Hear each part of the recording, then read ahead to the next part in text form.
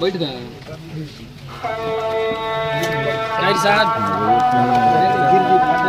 कहाँ बड़े यही जब बने नेताजी लग बने खा लेता नहीं खा लेता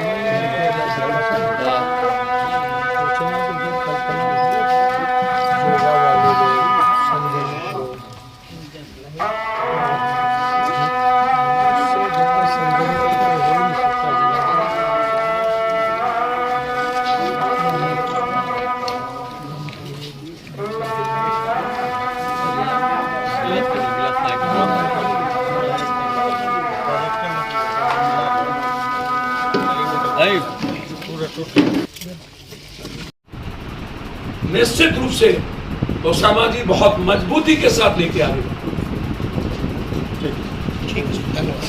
हैं। जिस व्यक्ति के चलते एक बड़ा सा कैनवास बना जिस दल का,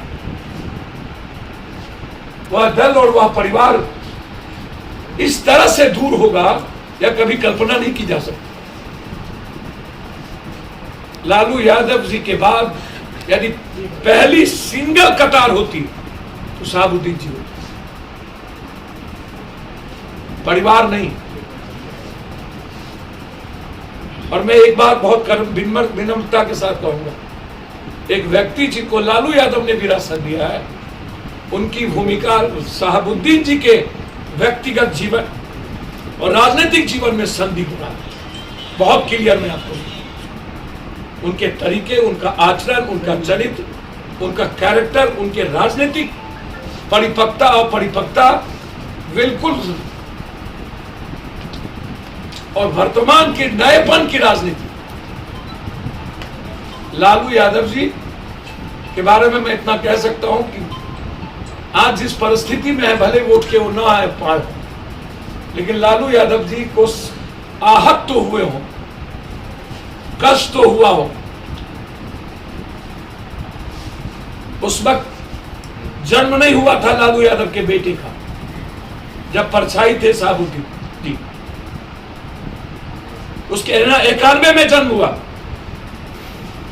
और जब लालू जी संकट में आए थे तो गोदी में खेल रहे होंगे, और उस वक्त पल पल किसी ने जीवन दी। और आज यदि मैं एक बात अंतिम कहूंगा, यदि शहाबुद्दीन जी आलोचना के पात्र बने तो उसका कारण राजद और लालू यादव जी की सत्ता और सरकार। व्यक्तिगत जीवन में आलोचना के पात्र कम, और लालू यादव जी के साथ कंप्लीट रूप से उनका राजनीतिक और व्यक्तिगत लगाव आलोचना के सबसे ज्यादा पात्र बने। यदि यह व्यक्ति दल छोड़ के जदयू में चले गए होते, जो नीतीश जी चाहते थे, तो फिर ये दूध के धुले हो जाते और आलोचना का पात्र नहीं बनते। मुझे याद है भाजपा का वो दिन, वो क्या चाहता था कि शहाबुद्दीन जी लालू यादव को छोड़ दें, और आज यदि वो आलोचना करते हैं सिर्फ इस कारण से, तो उनकी राजनीतिक आलोचना होगी। व्यक्तिगत तौर पर सिवान का हर घर, हर वर्ग, हर जाति के लोगों को एहसास और महसूस है कि हर संकट में शहाबुद्दीन उनके परिवार और उनके परछाई की तरफ खड़े। वक्त ने एक मजबूत आवाज और जिंदगी को आगोश में ले ली। अल्लाह ताला को ये मंजूर था, उसके सामने किसी की नहीं चली। और वक्त हमेशा जिंदगी को अपने तरीके से चलाता है, लेकिन कहने के लिए मैं कह सकता हूँ अल्लाह को मंजूर था,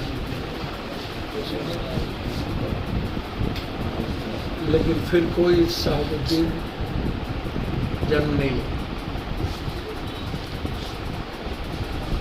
उस जैसा कोई सर इलाज में लापरवाही। मैं कई बार कह चुका हूँ,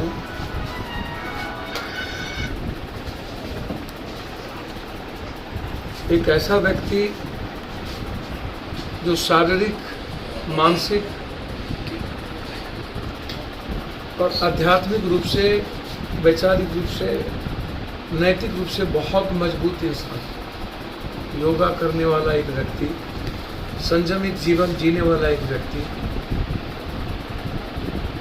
और बहुत कम प्रतिक्रिया देने वाला एक व्यक्ति। ये मैं नहीं कह सकता हूँ कि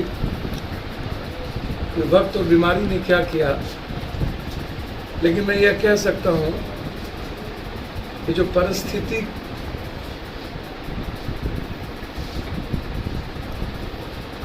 को सिस्टम ने खड़ा करके एक आवाज को बंद कर दिया।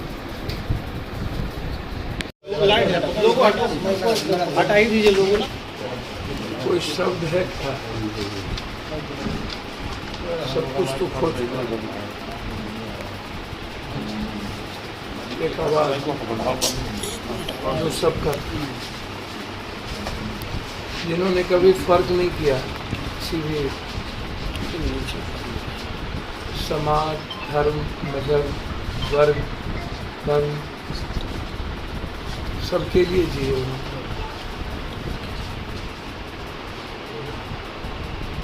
एक गंभीर और वैचारिक इंसान जो हमेशा अपने वसूल पर कायम,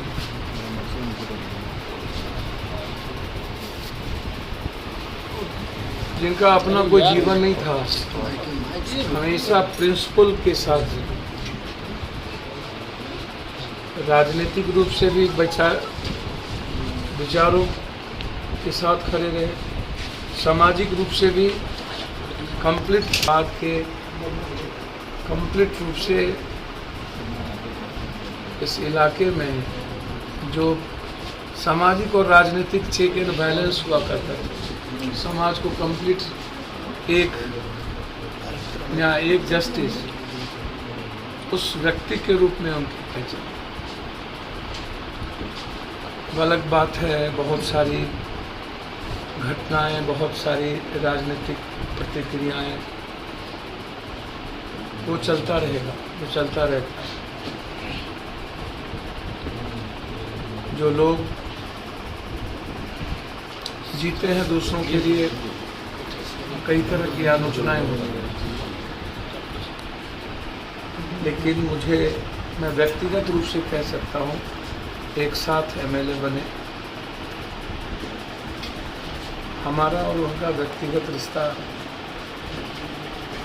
आप सोच भी नहीं सकते हैं और समझ भी नहीं पाएंगे। मैंने व्यक्तिगत रूप से क्या खोया है उसका अंदाजा नहीं, और मुझे लगता है कि सिवान के घर घर के लोगों ने अपने बेटे को खोया, एक सेवक को खोया, एक परिवार को खोया, एक रिश्ते को खोया। सपना ही सिवान का समाप्त हो गया, उम्मीदें आने वाली पीढ़ियों की समाप्त हो गई, विश्वास ही नहीं हुआ कि वो हम सबके बीच नहीं है, चले गए। कहीं